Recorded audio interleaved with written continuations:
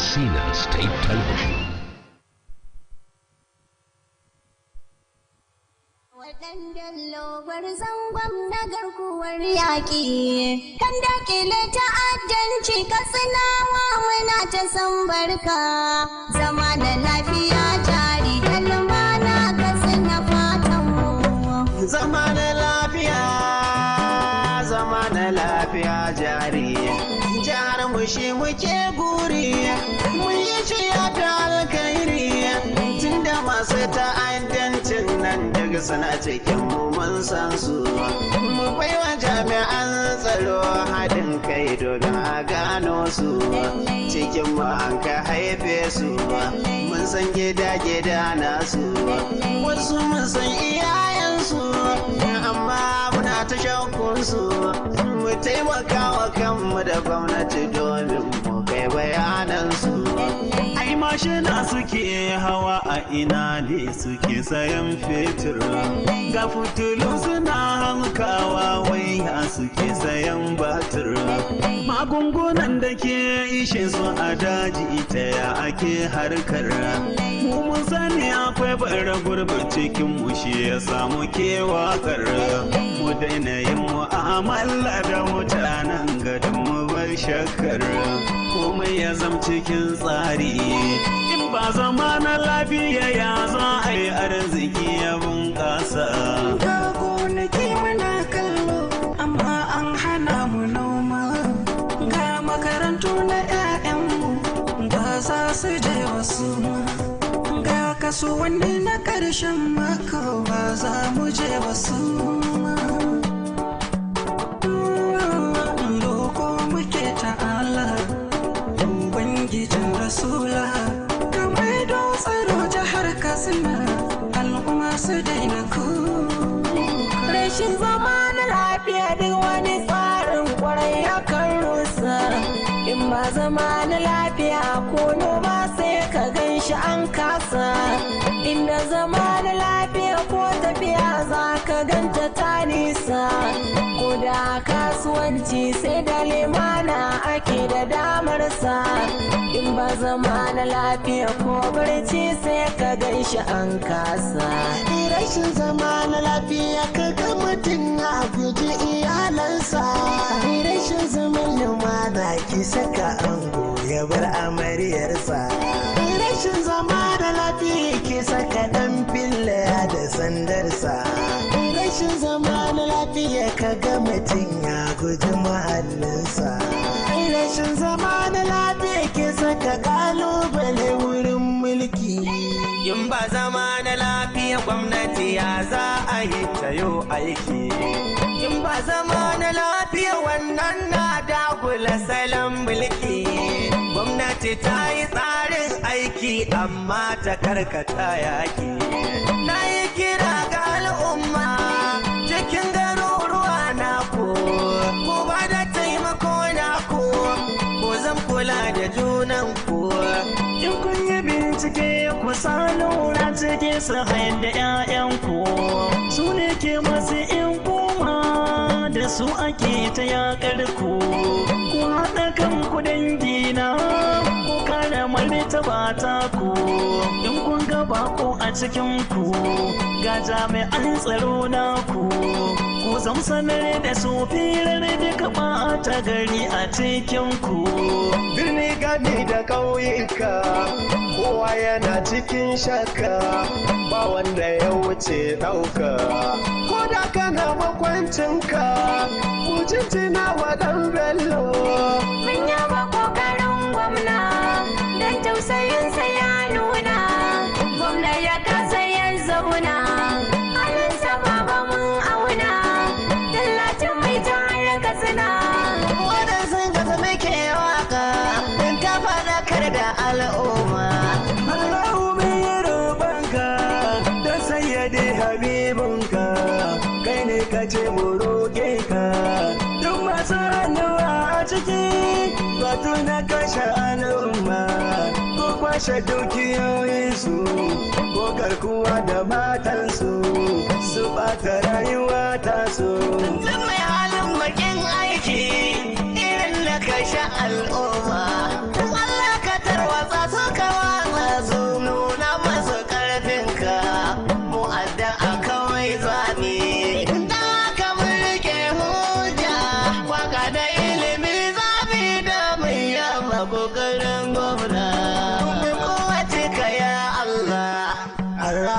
ahadu ya Allah, al-multakim ya Allah, al-muzilli ya Allah, ya azizu ya Allah, sami'u du'a'i majiyu rabbi karbi roƙon amin Allah. Mijintina watan bello barzan gwamna garkuwar yaƙi, kada kele ta'addanci ka sanawa muna ta san barka, zama da lafiya jari da lumana ka zina fatan mu. Mijintina watan bello barzan gwamna garkuwar yaƙi, kada kele ta'addanci ka sanawa muna ta san barka, zama da lafiya jari da lumana ka zina fatan mu.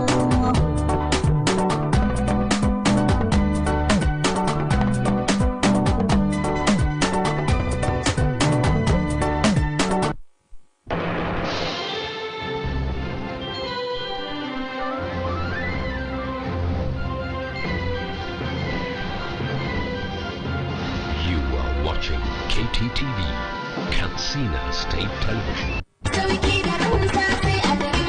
Greenhouse Katsina, cibiyar kasuwanci mai tafiya daidai da zamani. An kawo atamfofi manya da ƙanana, ga lesussuka da material, akwai kuma shadda trouser, ga bangaren jukkuna da takalma na mata da na maza, akwatunan turoli, kayan yara 'yan kanti, takalman mata manya da ƙanana, akwai kuma dogayen riguna na mata 'yan kwalisa, akwai shagon waya salula da kayanta, nau'in wayoyin android da masu balatsai na zamani, ga kuma bangaren kayan ɗinki, sayan ɗaya ko sari, nau'in zarirrika da zubzub, akwai kuma zaren ulu da mata masu aikin saka. Mu leƙa bangaren kayan kicin, za ku ga kuloli da plate da duk wani nau'in kayan kicin ana saidawa. Akwai bangaren awarwaro 'yan kunna da sarka, ga kuma bangaren kayan kamshi nau'i kala-kala. Greenhouse Katsina sun kuma kawo kayan electronics, za ku samu manya da ƙananan fridge, ga kuma TV plasma, generators da fankoki masu ɗaukar caji. Greenhouse Katsina suna nan a titin IBB daura da tsohuwar information daga tsallaken yamma a nan birnin Katsina. Sai kamfani na kowa ku tattaho jama'a Katsinawa. Abokin hudda mai daɗi a Music Ventures na Alhaji Musa Ibrahim Kyaftin da ke kasuwar Santara nan Katsina. Kwararru a harkar kayan masarufi, kayan abinci da lemukan alfarma kala-kala, shinkafa, siga, fulawa, madara ta ruwa da ta gari, spaghetti, indomi, garin rogo, biskit, ganyen shayi, sabulai na wanka da na wanki da sauran nau'in kayan abinci. A Music Ventures na ƙara godiya ga abokan hudda, musamman ma'aikatan fidar gamba, ma'aikatan jiha da na ƙananan hukumomi da daidaikun al'umma. A Music Ventures suna karɓar takardar kuɗin sefa ko riyal ta Saudiya kai tsaye, ko kai masu transfer ta wayarka idan kai sayayyar kaya, ko ka biya ta hanyar POS, ko kai tsaye a kira 0800-33-46-84-06. A Music Ventures har yanzu za a same su a babban ɗakin aje kayan su wato warehouse da ke tsohuwar 'yan katako nan Katsina a titi mai zuwa Koron Dorowa idan ka fito daga gidan bandan Tunkura a sabon unguwar nan. Silicon Heights International College is an ideal automated school system designed for nursery, primary and secondary school with the aim of increasing efficiency and promoting ICT image. Silicon Heights International College, Katsina, is a center of academic excellence. It offers your children a conducive atmosphere for learning. The college has highly educated and experienced teachers with modern teaching aids in order to provide a veritable e-learning platform to our youths with a vision of developing functional digital skills through computer-based tests, PC tablets. The nursery and primary sections will not be using smart boards for classes, but will be having an interactive classroom session where they will be introduced to e-learning gradually as they progress to secondary school. Each secondary school student is entitled to a tab. The sale of admission forms into Nursery 1 to 3, Primary 1 to 3, and JSS 1 to 3 is on at the school premises, number 1 to Rakisani Stores Road, Commercial Layout, Gidan Dawa, Katsina. You can contact us at 080-3637-2567 or 090-5395-9983 or 080-3588-8483 or our website address at https www.siliconheight.school.ng or our email address at email@siliconheight.school.ng. Parents and guardians can register online on the above address.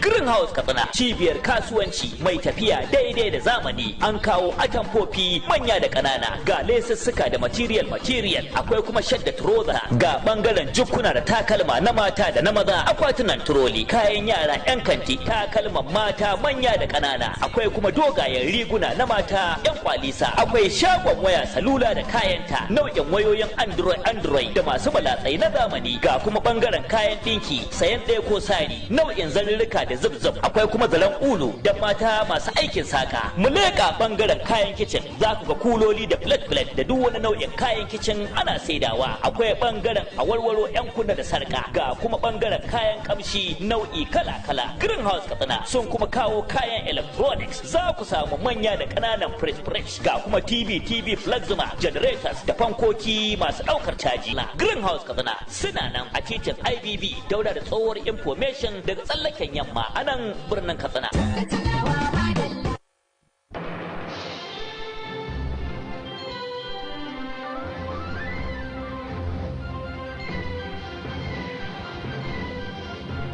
You are watching KTTV, Katsina State Television.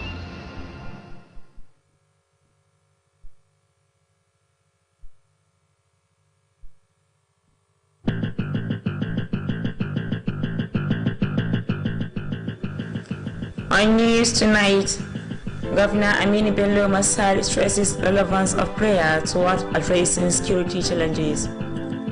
Islamic cleric calls on Muslims to be observing 5 daily prayers. SSA appreciates contribution of journalists towards self-rescue of Ankara schoolboys.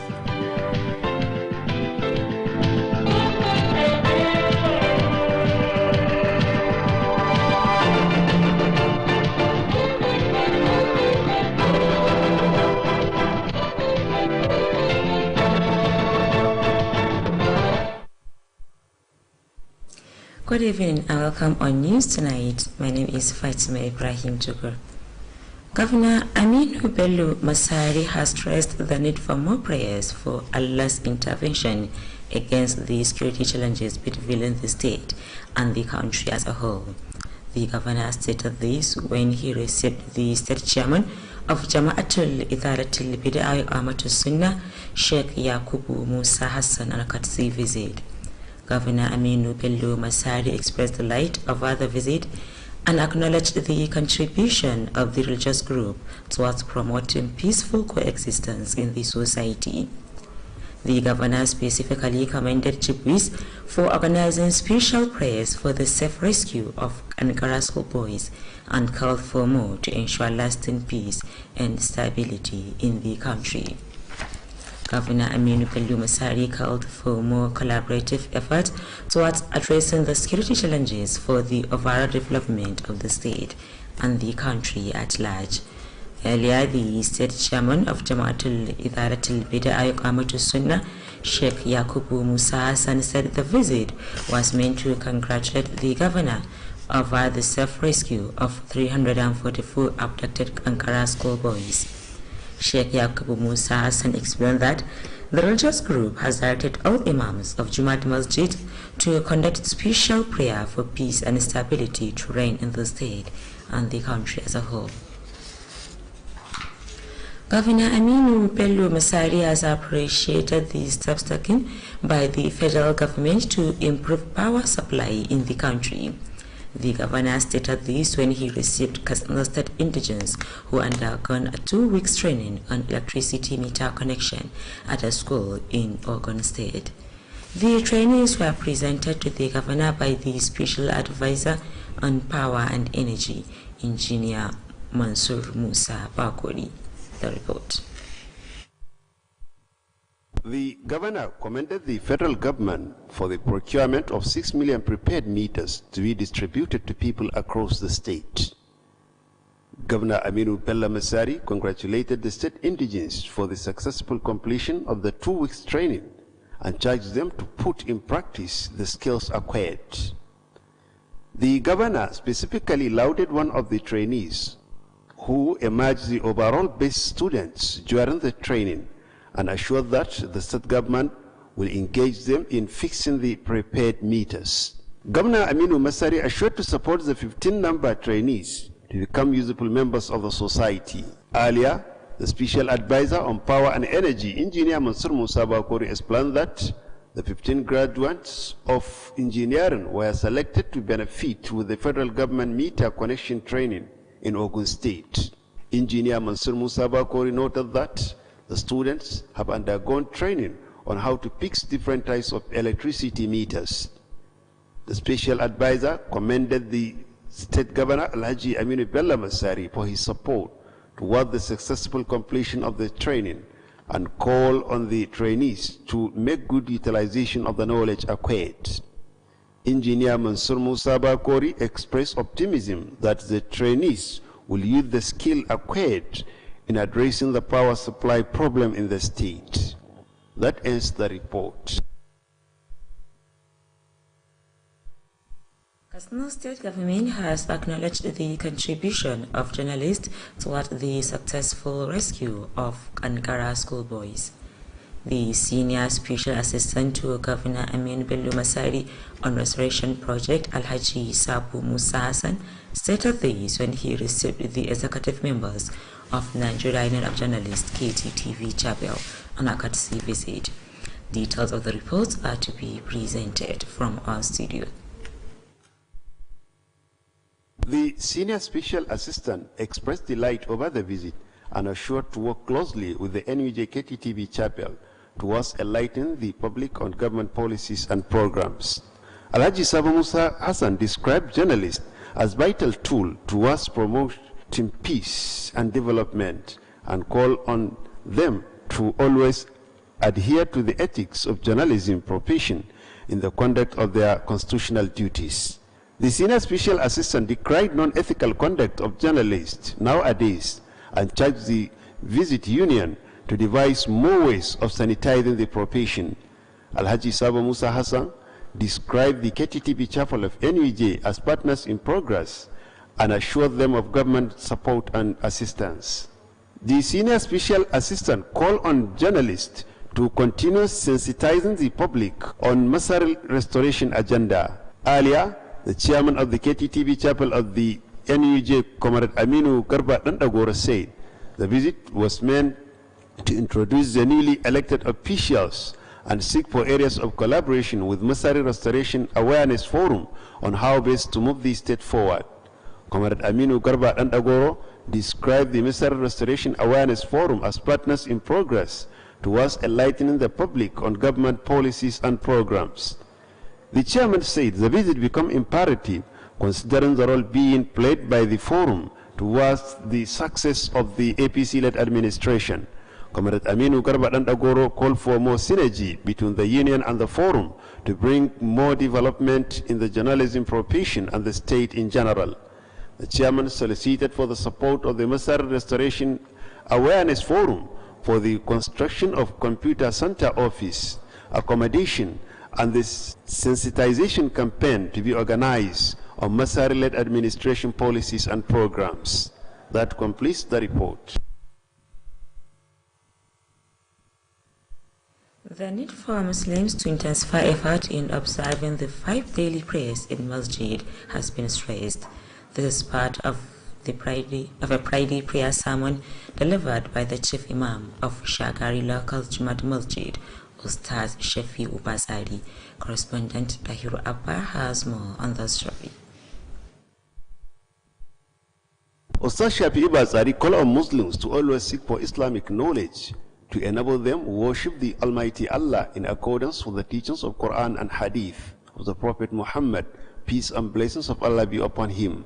The Chief Imam charged them to worship Allah based on the teachings of Quran and Sunnah. He equally stressed the need for Muslims to understand the 5 pillars of Islam, saying that prayer is the first to be examined on the day of judgment. The Chief Imam quoted some verses from the Holy Quran and Hadith of the Prophet Muhammad, peace and blessings of Allah be upon him, on the importance of attending 5 daily congregational prayers and other Islamic gatherings. Ustaz Shafi'i drew the attention of parents to ensure that their wards are attending masjids for 5 daily prayers and Jum'at sermon to understand the Islamic religion. He emphasized the need for more unity and understanding among Muslim Ummah for the overall development of Islam. The Chief Imam urged Muslims to be of good conduct, for them to be role model to non-Muslims.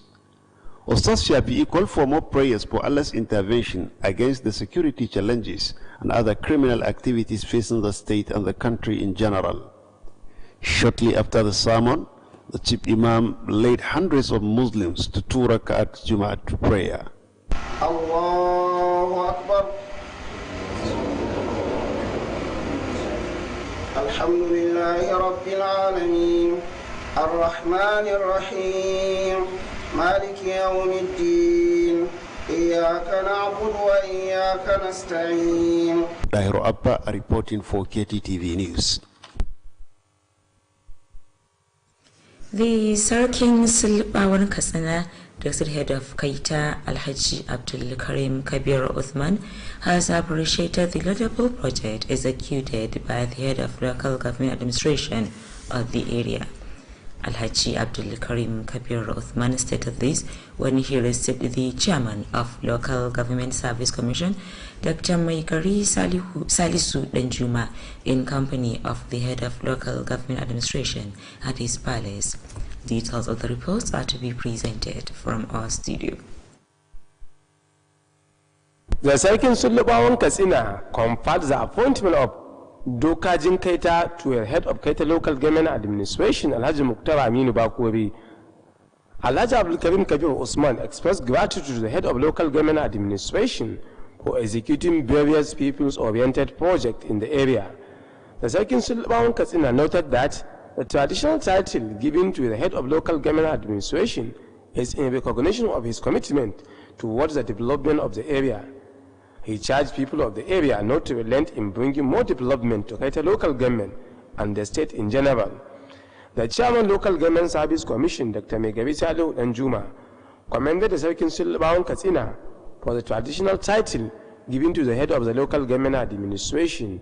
Dr. Megabi Salu Danjuma said the visit was meant to express appreciation to the Sarkin Sulubawan Katsina over the honor done to the head of the Kaita local government administration as a traditional leader of the area. He assured more support to the traditional institution in Kaita local government and the state in general for more development. The head of Kaita local government administration, Alhaji Mukhtar Aminu Bakori, expressed delight over the traditional title and assured to justify the confidence reposed in him. He commended the support and cooperation the local government is receiving from the traditional institution and called for its sustenance. Meanwhile, the chairman Katsina Local Government Service Commission, Dr. Megabi Salu Danjuma, has commissioned some toilets and car provided by some personalities to fight the menace of open defecation in Kaita local government.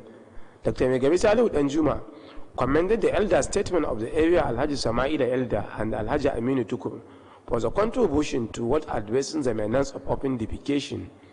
The head of the local government administration, Alhaji Mukhtar Aminu Bakori, expressed appreciation over the support of the stakeholders towards moving the area to the next level. That ends the report.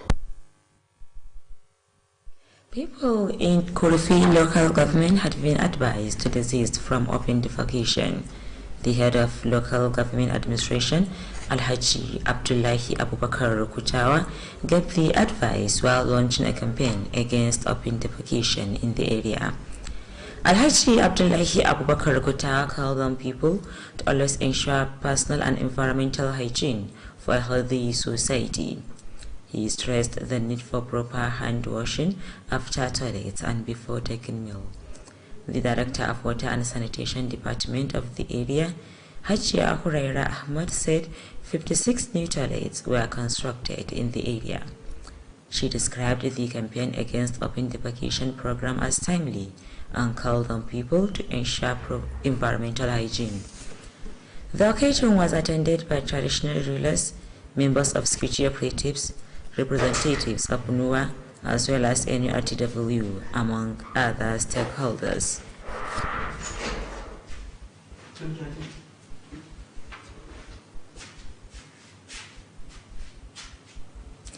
Got more news after this.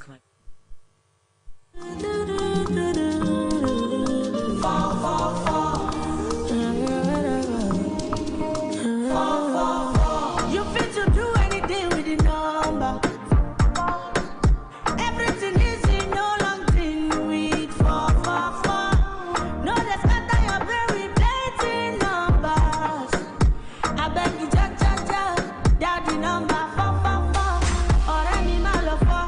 Or just a low 444. Only my 4. My logo. Control code in your hand. 444. Is a metaphor. You can charge for attention. You can subscribe for the time. Anywhere you do, whatever you do, you can use the number.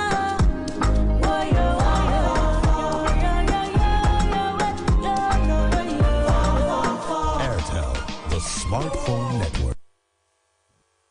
Christian faithfuls in Katsina State have joined their counterparts across the globe in celebrating this year's Merry Christmas.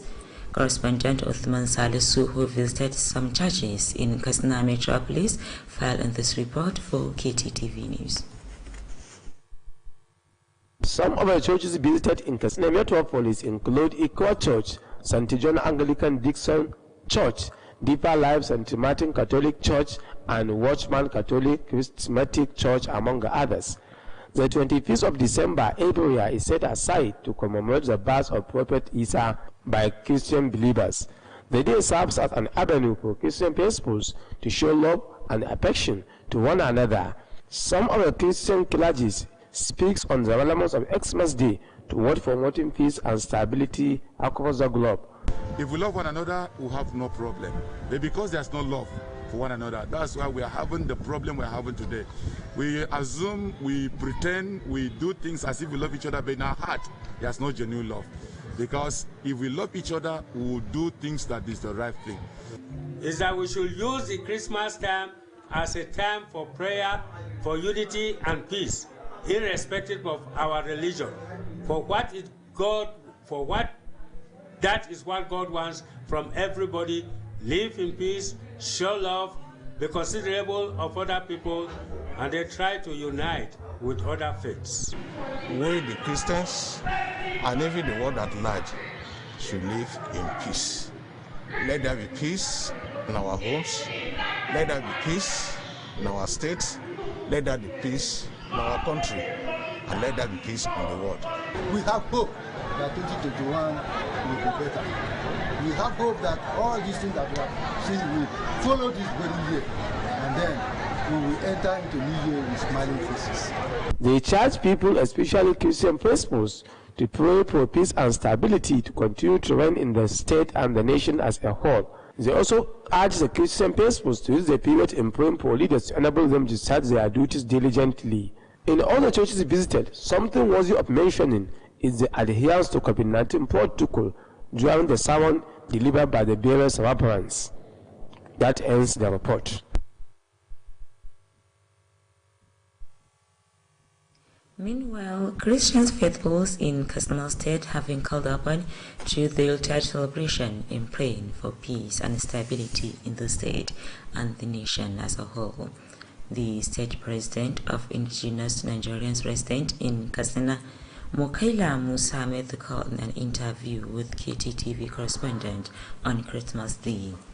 Mokaila Musa expressed appreciation over the peaceful coexistence being enjoyed by the indigenous Nigerians in Katsina and assured to continue supporting the current state administration restoration agenda. The president felicitated the state governor, Alhaji Aminu Bello Masari, over the safe rescue of Ankara schoolboys and prayed Allah to bring an end to kidnapping, armed banditry, and other security challenges facing the state. Mokaila Musa charged the indigenous Nigerians to be law-abiding and intensify prayers for more unity and progress of Katsina State and the nation as a whole. The President expressed appreciation to President Muhammadu Buhari and Governor Masari for their effort to address the security challenges and assured the association's continued support in that regard. Mukaila Musa, who commended the emirs of Katsina and Daura for carrying the indigenous Nigerians along, prayed Allah to protect the leaders at all levels. The ongoing construction of access roads and drainages at 150 housing units near Federal Medical Center is progressing steadily. In this special report, correspondent Shamsuddin Habib takes a look at the progress of the project and found this report for KTTV News. The 150 housing units are being constructed by the current state administration to provide portable shelter to the civil servants. The project has reached an appreciable level of completion, as at the time of KTTP's visit to the site, most of the houses were completed, while others have reached over 90% completion stage. The construction of the access road and drainages are also progressing steadily, which is the last part of the project. In an interview, some of the residents of the area, Alhaji Bashir Mamman Gafai and Alhaji Musa Fatuko, commended the state governor Alhaji Aminu Bello Masari over the project. Alhaji Bashir Mamman Gafai also expressed appreciation to the state government for the construction of drainages at Gafai and Kopa Endakan areas in Katsina Metropolis. According to him, the project, when completed, will address the ecological problem being experienced annually during the rainy season. Alhaji Bashir Mamman Gafai noted that the project will contribute immensely toward draining water from various ponds in Katsina Metropolis and thereby reducing the overflowing in the benefiting communities. Similarly, Alhaji Musa Fatuko appealed for the extension of the access road from the housing unit to Magangarin Gafai for the benefit of the residents. Shamsuddin Habib, reporting for KTTV News. With that, you conclude news tonight. Thank you for watching.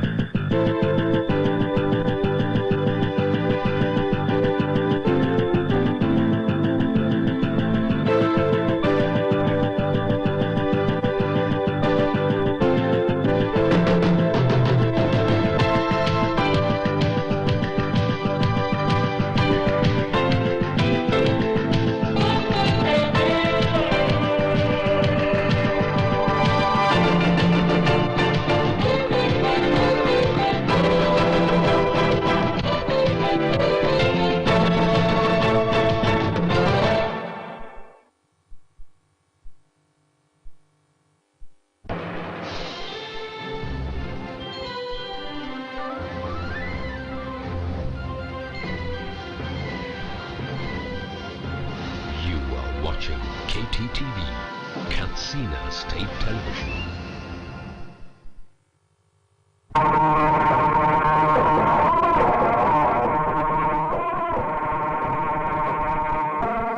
A labaran na daren yau, gwamna Aminu Bello Masari ya jaddada muhimmancin addu'a wajen magance kalubalen tsaro.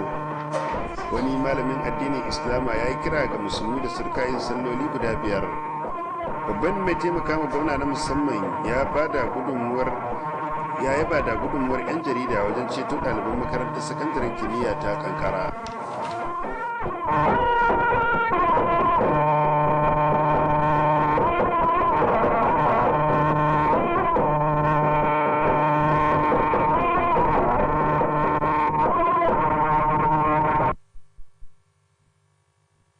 kallon gidan talabijin na jihar Katsina, assalamu alaikum, barkanmu da dare ga kuma fassarar labarin wanda ni Dahiru Abba zan karanto.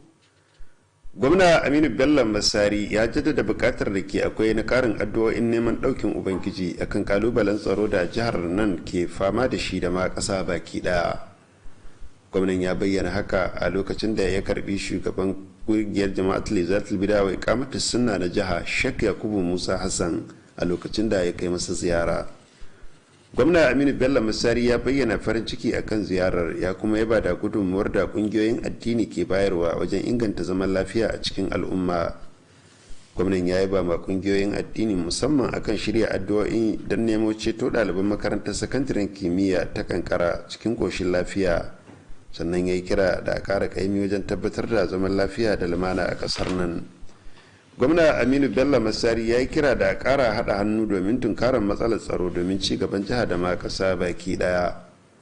Tun da farko shugaban ƙungiyar jama'atul izatul bid'a wa iqamatus sunna na jiha Sheikh Yakubu Musa Hassan ya ce ziyarar na da nufin taya gwamnan murna akan sako ɗaliban makarantar nan 344 na makarantar sakandaren kimiyya ta kankara da aka sace. Sheikh Yakubu Musa Hassan ya bayyana cewa kungiyoyin addini sun umarci dukkan limamai da su gudanar da addu'o'i na musamman domin dorewar zaman lafiya da lumana a jiha da ma ƙasa baki ɗaya. Gwamna Aminu Bello Masari ya yi ba da matakan da gwamnatin tarayya ta ɗauka domin inganta ƙarfin wutar lantarki a ƙasar nan. Gwamnan ya bayyana haka a lokacin da ya karbi 'yan asalin jihar nan da suka samu horo akan yadda ake hada mitar wutar lantarki a wata makaranta da ke jihar Ogun. Waɗanda aka horas mai baiwa gwamnati shawara na musamman akan harkar makamashi injiniya Mansur Musa Bakor ne ya gabatar da su ga gwamna Aminu Bello Masari. Ga kuma ci gaban rahoton daga ɗakinmu na shirya labarai. Gwamna Aminu Bello Masari ya yaba ma gwamnatin tarayya akan sau waɗannan mitoci miliyan 6 wanda za a rarraba ma jama'a a faɗin jihar nan. Gwamna Aminu Masari ya taya 'yan asalin jihar nan murna akan samun nasarar kammala wannan bita ta mako 2, sannan ya kira a gare su aiwatar da abin da suka koya. Gwamnan musamman ma ya yaba ma ɗaya daga cikin waɗanda aka horas wanda ya zama wanda ya fi kowa ƙwazo a lokacin da aka gudanar da wannan bita, sannan ya bayar da tabbacin cewa gwamnatin jiha za ta shigar da su cikin abin da ya shafi sanya waɗannan mitoci. Tun da farko mai bayar da shawara na musamman akan makamashi injiniya Mansur Musa Bakori ya bayyana cewa waɗanda suka kammala wannan horo su 15 an zaɓo su ne domin su amfana da shirin nan na gwamnatin tarayya na sanya mitoci. Injiniya Mansur Musa Bakori ya bayyana cewa ɗaliban sun halarci bita akan yadda ake sanya mitoci daban-daban na wutar lantarki. Mai bayar da shawarar na musamman ya yaba ma gwamna Aminu Bello Masari akan goyon bayan da ya bayar wajen samun nasarar kammala wannan bita, sannan ya yi kira ga waɗanda aka yi ma bitar da su yi kyakkyawan amfani da ilimin da suka samu. Injiniya Mansur Musa Bakori ya yi amanna cewa waɗanda aka horas ɗin za su yi amfani da abubuwan da suka koya wajen magance matsalar wutar lantarki a jihar nan. Ƙarshen rahoton kenan. Gwamnatin jihar Katsina ta yi ba da gudunmuwar 'yan jarida wajen samun nasarar ceto ɗaliban makarantar sakandaren kimiyya ta kankara. Babban mai taimaka ma gwamna Aminu Bello Masari akan maido da abubuwa yadda suke Alhaji Sabo Musa Hassan ya bayyana haka a lokacin da ya karbi shugabannin kungiyar 'yan jarida ta kasa reshen gidan talabijin na KTTV sa'ilin da suka kai masa ziyara. Ga ci gaban rahoton daga ɗakinmu na shirya labarai. Babban mai taimaka ma gwamnan na musamman ya bayyana farin cikin shi akan ziyarar, sannan ya bayar da tabbacin yin aiki kafada da kafada da kungiyar 'yan jarida reshen gidan talabijin na jihar Katsina wajen wayar da kan al'umma akan aikace-aikace da tsare-tsaren gwamnati. Alhaji Sabo Musa Hassan ya bayyana aikin jarida a matsayin wani makami wanda ke inganta zaman lahiya da ci gaba, sannan ya kira a gare su da su tsayu akan dokoki da ka'idojin aikin jarida a wajen gudanar da ayyukansu. Babban ne mai taimaka ma gwamnan ya koka akan rashin kwarewa na wasu daga cikin 'yan jarida a wannan zamani, sannan ya kira da kungiyar da ta nemo wasu hanyoyi da za ta tsabtace wannan sana'a. Alhaji Sabo Musa Hassan ya bayyana kungiyar 'yan jarida ta gidan talabijin na jihar Katsina a matsayin abokiyar ci gaba, sannan ya bayar da tabbacin goyon bayan gwamnati da kuma tallafi. Babban mai taimaka ma gwamnan ya kira ga 'yan jarida da su ci gaba da wayar da kan jama'a akan manufofin gwamnatin Aminu Bello Masari. Tun da farko shugaban kungiyar Comrade Aminu Garba Dan Dagoro ya ce ziyarar na da manufar gabatar da sabbin shugabannin kungiyar da aka zaba da kuma nemo hanyoyin da za su haɗa hannu da kungiyar mai yada manufofin gwamnatin Masari domin a ciyar da jihar nan zuwa gaba. Comrade Aminu Garba Dan Dagoro ya bayyana kungiyar da ke wayar da kan jama'a akan ayyukan Masari a matsayin abokiyar ci gaba wajen wayar da kan al'umma akan tsare-tsare da shirye-shiryen gwamnati. Shugaban ya kuma bayyana cewa ziyarar ta zama dole lura da rawar da wannan kungiya ke takawa wajen ciyar da gwamnatin APC zuwa gaba.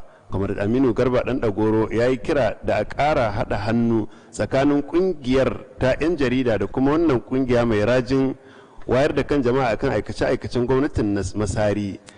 Shugaban ya yi kira ga kungiyar da ke yada manufofin gwamnatin Aminu Bello Masari da ta tallafa ma kungiyar 'yan jarida ta reshen gidan talabijin na jihar Katsina akan gina wata cibiya da za a rika koyar da aiki da injin mai kwakwalwa da kuma kayayyakin da za a sanya a ciki domin wayar da kan jama'a akan aikace-aikace da shirye-shiryen wannan kungiya. Ƙarshen rahoton kenan. An jaddada bukatar da ke akwai ga al'ummar musulmi na su ƙara ƙaimi wajen halartar sallolin farilla guda 5 a masallaci. Wannan wani bangare ne na hudubar sallar juma'a da babban limamin masallacin juma'a na shagarin locus ustaz shafi ba tsari ya gabatar. Wakilinmu na daga cikin waɗanda suka halarci sallar ga kuma rahoton da ya haɗa mana. Ustaz shafi ba tsari ya yi kira ga al'ummar musulmi da kowane lokaci su nemi ilimin addini wanda zai ba su dama su bauta ma Allah maɗaukaki daidai da koyarwar Qur'ani da sunnar Annabi Muhammad tsira da amincin Allah su tabbata a gare shi. Babban limamin ya yi kira a gare su da su bauta ma Allah daidai da koyarwar Qur'ani da sunna. Haka kuma ya jaddada buƙatar da ke akwai ga al'ummar musulmi na su fahimci shika-shikan musulunci guda 5, inda ya bayyana cewa sallah ita ce ta farko da za a fara dubawa a ranar gobe kiyama. Babban limamin ya karanto wasu daga ayoyin alkur'ani mai girman hadisan annabi Muhammad tsira da amincin Allah su tabbata a gare shi akan muhimmancin halartar salloli guda 5 da sauran tarurrukan musulunci. Ustaz Shafi'i ya jawo hankalin iyaye da su tabbatar da cewa 'ya'yansu na halartar masallaci domin salloli guda 5 da kuma hudubar juma'a domin su fahimci addinin musulunci. Ya jaddada bukatar da ke akwai na karin haɗin kai da fahimtar juna a tsakanin musulmi domin ci gaban islama. Babban limamin ya yi kira ga musulmi da su zama masu kyakkyawar ɗabi'a domin su zama abin koyi ga waɗanda ba musulmi ba. Ustaz Shafi'i ya yi kira da ƙarin addu'o'in neman ɗaukin ubangiji akan ƙalubalen tsaro da ke fuskantar jihar nan da ma ƙasa baki ɗaya. Jim kaɗan bayan kammala huɗubar babban limamin ya jagoranci ɗaruruwan musulmi da kawai 2 na sallar juma'a. الحمد لله رب العالمين الرحمن الرحيم مالك يوم الدين إياك نعبد وإياك نستعين. ƙarshen rahoton kenan. Dahiru Abba. Sarkin Sullabawan Katsina hakimin kai ta Alhaji Abdulkarim Kabir Usman ya yi ba da muhimmancin ayyukan da shugaban mulkin karamar hukumar ya aiwatar.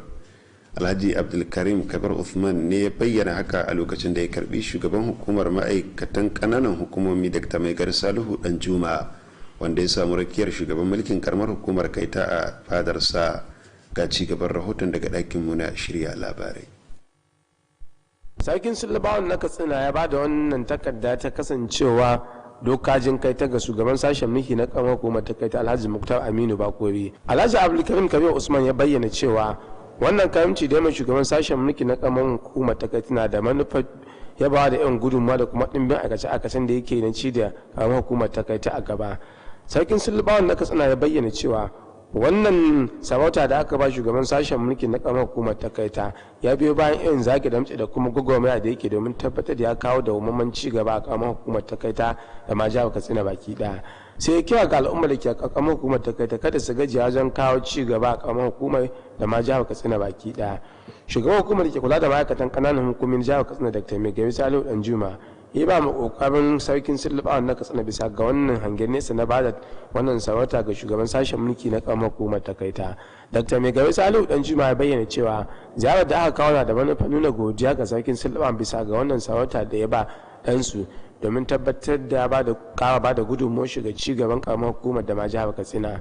Sai ba da tabbacin ci gaba tallafa ma dukkanin shugabannin al'umma musamman iyayen ƙasa wajen kawo ci gaba a karamar hukumar ta kai ta.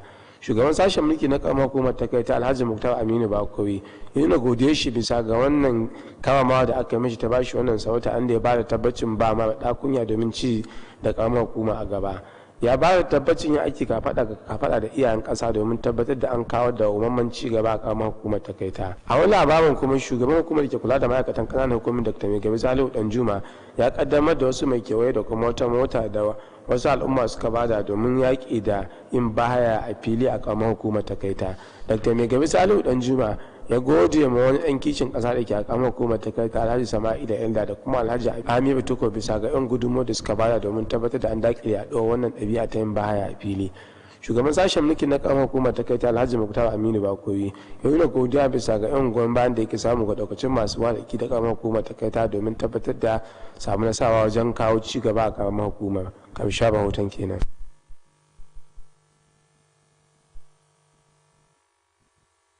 An shawarci al'umma a karamar hukumar Kurfi da su guji yin bahaya a fili. Shugaban mulkin karamar hukumar Alhaji Abdullahi Abubakar Kutawa ne ya bayar da shawarar a lokacin da aka kaddamar da gangamin yaƙi da yin bahaya a fili a yankin.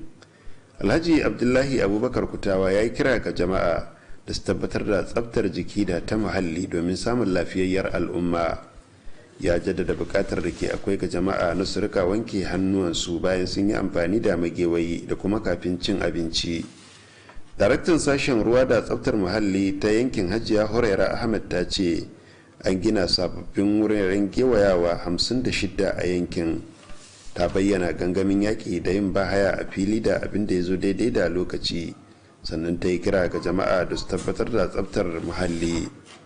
Taron ya samu halartar masu rike da sarautun gargajiya, jami'an tsaro, wakilan hukumar wayar da kan jama'a ta ƙasa da kuma na ƙungiyar direbobi ta ƙasa. Yanzu kuma za mu leƙa sashen mu na tallace-tallace domin ganin mu ɗauke da wannan saƙo.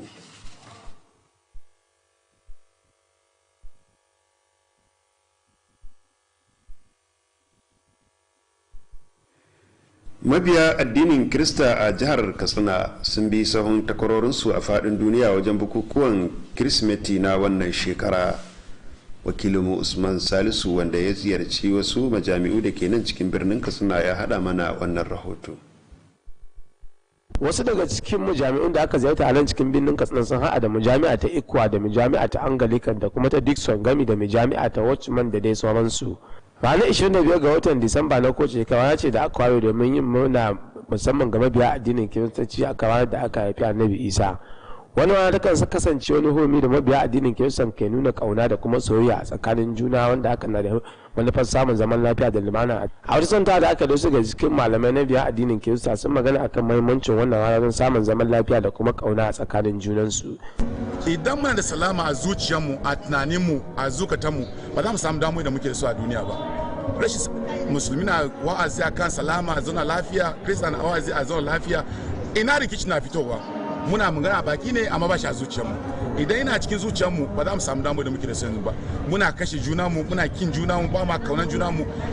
Kowane addini yanzu nan magana salama ne. Amma ina ne rikici ke tausowa? Amma lokacin murna ne, lokacin kyautai ne da za mu yi kyautai ga mutane, ga yawanmu, ga abokanenmu da duka duniya ba ma Kirista kare ba, duk da musulmi. Saboda haka mu zama masu bayaswa da farin ciki da zuciya ɗaya, mu zama masu ƙauna, masu haƙuri, masu biyayya ga dokar Ubangiji da kuma na gwamnati. Haka kuma sun maganta akan bukatar da ke akwai na mabiya addinin Kirista da su zage damce domin addu'o'i na samun zaman lafiya da lumana a nan jihar Katsina da ma ƙasa baki daya. muna ci gaba da fatan alheri ga shugabanninmu na ƙasa, domin aya ta ce mu yi addu'a domin su, ba za su kai ba idan ba mu yi addu'a domin su ba zagin su ya kamata mu ba batanci ya kamata mu a rayuwarsu ba, amma ya kamata mu yi addu'a domin su.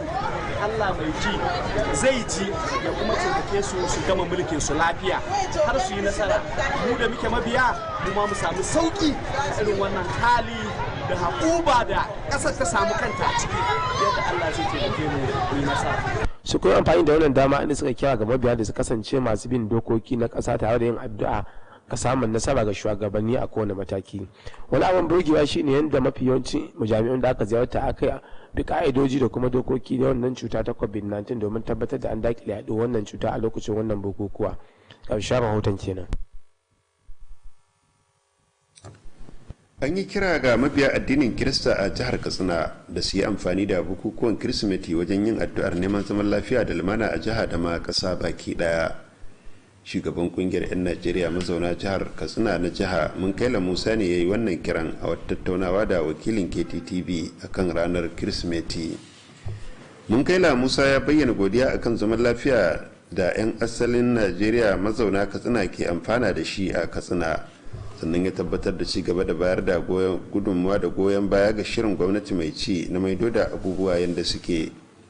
Shugaban ya taya gwamna Aminu Bello Musari murna akan ceto ɗaliban makarantar sakandaren kimiyya ta Kankara, sannan ya yi addu'ar Allah ya kawo ƙarshen yin garkuwa da mutane, harin 'yan bindiga da sauran kalubalen tsaro da ke fuskantar jihar nan.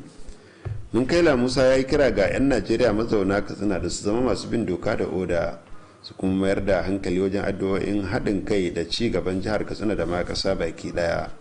Shugaban ya bayyana godiya ga shugaban ƙasa Muhammadu Buhari da gwamna Aminu Bello Masari akan ƙoƙarinsu na magance matsalar tsaro, sannan ya bayar da tabbacin ci gaba da bayar da gudunmawa ta wannan bangare. Munkaila Musa, wanda ya yaba ma sarakunan Katsina da na Daura akan tafiya da 'yan Najeriya mazauna Katsina, ya yi addu'ar Allah ya kare shugabanni a dukkan matakai.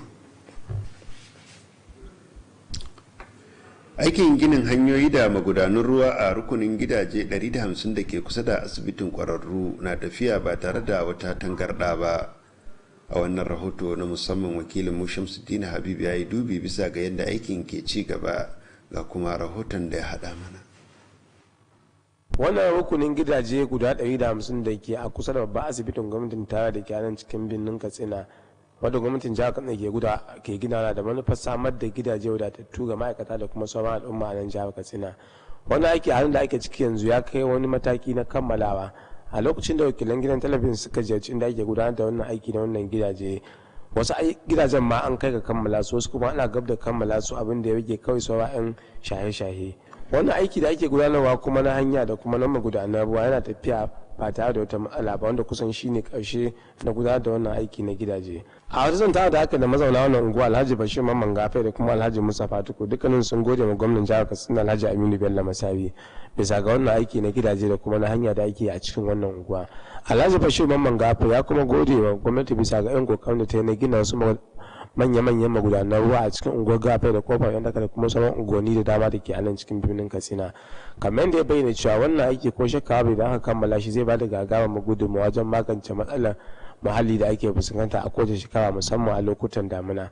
Alhaji Bashir Mamman Gafe ya bayyana cewa wannan aiki zai taimaka gaya wajen kwashe ruwa da ke a tankuna daban-daban da ke a cikin wannan unguwanni da ke nan cikin birnin Katsina, wanda hakan zai ba da gudunmawa wajen rage ambaliyar ruwa da ake fuskanta. A bangare ɗaya kuma Alhaji Mustapha Tuku ya roƙo gwamnatin jihar Katsina da riba yiwuwar tafiyar da wannan hanya domin ƙara mata tsawo har ta hita daga babban hanya ta kofar gugai zuwa maganganun Gafai, wanda hakan zai ba da gudunmawa wajen inganta tattalin arziki da kuma zamantakewa al'ummar unguwai. Ga sha rahoton kenan Shamsuddin Habib.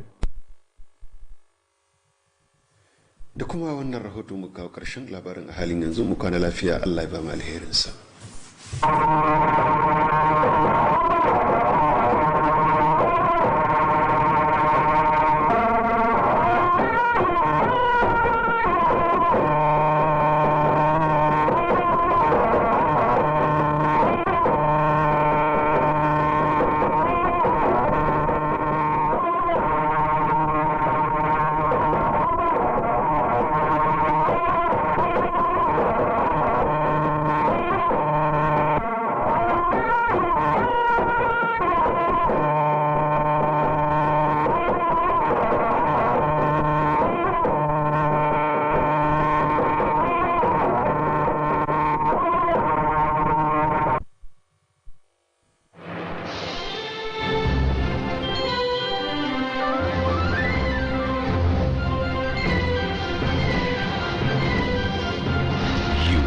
watching KTTV, Katsina State Television.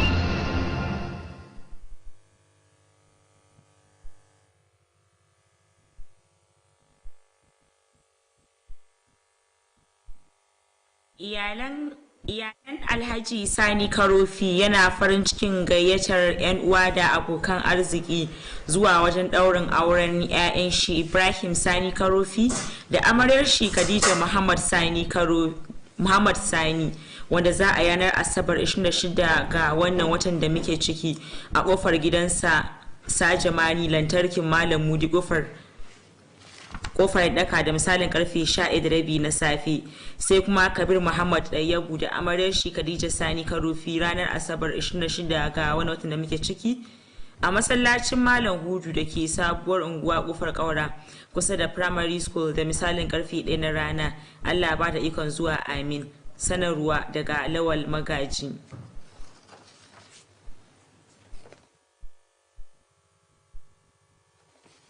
Iyalan Sha'ibu Muhammad Kofar Bai na gayyatar jama'a abokan arziki zuwa wurin ɗaurin auren diyarsu Maryam Sha'ibu Muhammad wanda in Allah ya yarda za a yi ranar Asabar 26 ga wannan watan da muke ciki da karfe 10 na safe a masallacin Banu Barda da ke tsallaken Ladan Wafa Supermarket titin na Gwaggo Katsina. Allah ba da ikon halarta, amin.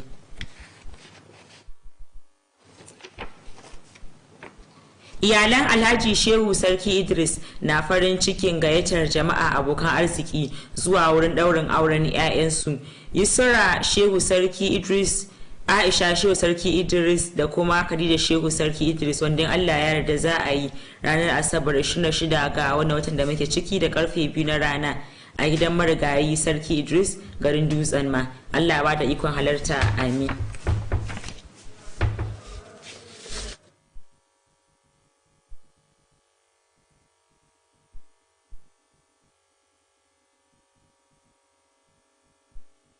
Cigiyar wata yarinya mai suna Suwaiba Muhammad yar shekara 3 da haihuwa ta bar gidansu da ke Rahamawa da misalin karfe 11 na safe kuma har yanzu babu labarin inda take. Suwaiba tana sanye da riga fara mai layin fari kuma tana da hula a kanta. Don haka ake roƙon jama'a duk wanda Allah ya sa ya ganta sai a taimaka kai ta filin Muntari da ke Rahamawa ko kuma a kira lambar waya kamar haka 0805097948 ko kuma 0803491703. Allah ya sa a ganta, amin.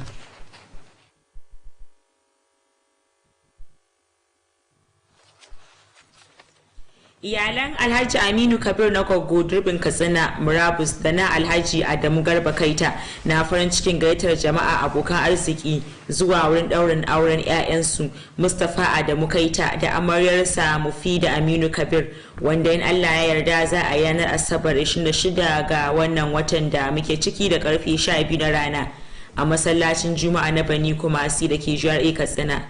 Allah ba ta ikon halarta, amin. Ana cigiyar wata yarinya mai suna Suwaiba Muhammad yar shekara 3 da haihuwa ta bar gidansu da ke Rahamawa da misalin karfe 11 na safe kuma har yanzu babu labarin inda take. Suwaiba tana sanye da riga mai launin fari kuma tana sanye da hula a kanta. Da haka ake roƙon jama'a duk wanda Allah ya sa ya ganta sai a kai ta filin Muntari da ke Rahamawa ko kuma a kira lambar waya kamar haka 0802509748 ko kuma 0803491703. Allah ya sa a ganta, amin.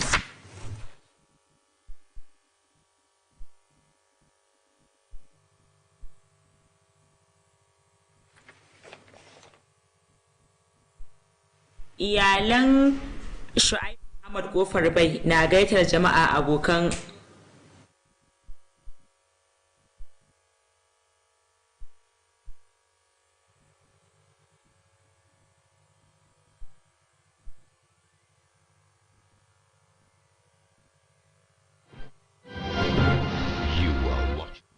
Aminu Kabir na Gwaggo Dirbin Katsina Murabus da na Alhaji Aminu Garba Kaita na farin cikin gayyatar jama'a abokan arziki zuwa wurin ɗaurin auren 'ya'yansu Mustapha Adamu Kaita da amaryar shi Mufida Aminu Kabir, wanda in Allah ya yarda za a yi ranar Asabar 26 ga wannan watan da muke ciki da karfe 12 na rana a masallacin Juma'a na Banu Kumasi da ke GRA Katsina.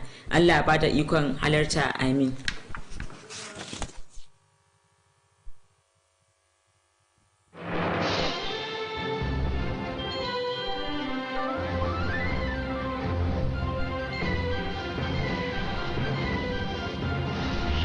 Watching KTTV, Katsina State Television.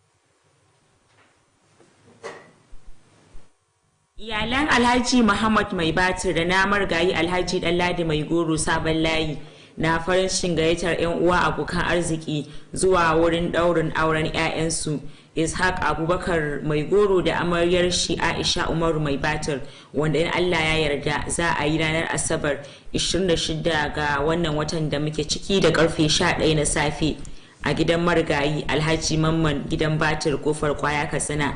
Allah ba da ikon halarta, amin.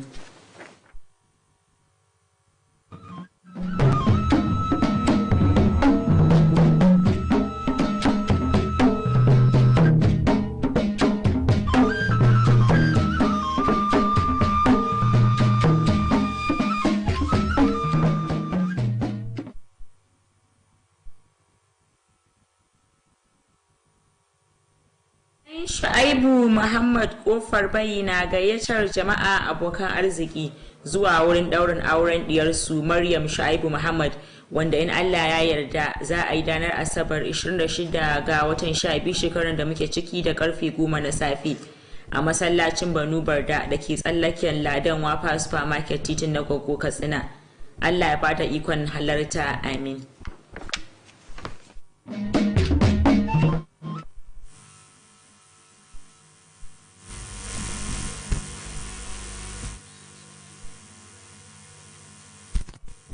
Their gallantry in the fight against insurgency. Plus, Vice President Oshibajo sets up technical team on nutrition. It's a beautiful and cool Christmas day as the world commemorates the birth of Jesus Christ. Hello and welcome to NTA Network News. We are live in Abuja. I am Jumma Yusuf. Hinkino John Adams will be reading from Lagos, while Sulaiman Abdullahi Rigachiku is standing by in Kaduna. We thank you for joining us. Now, Pope Francis, in his Christmas message, called for nations to share COVID-19 vaccines, saying walls of nationalism could not be built to stop a pandemic that knows no borders. Onege Fiveface reports. Fraternity grounded in genuine love, making it possible for me to encounter... In a sign of the times, Pope Francis delivered his traditional message virtually from a lectern inside the Vatican instead of from the central balcony of St. Peter's Basilica before tens of thousands. In the face of a challenge that knows no borders, we cannot erect walls. All of us are in the same boat. Every other person is my brother or my sister.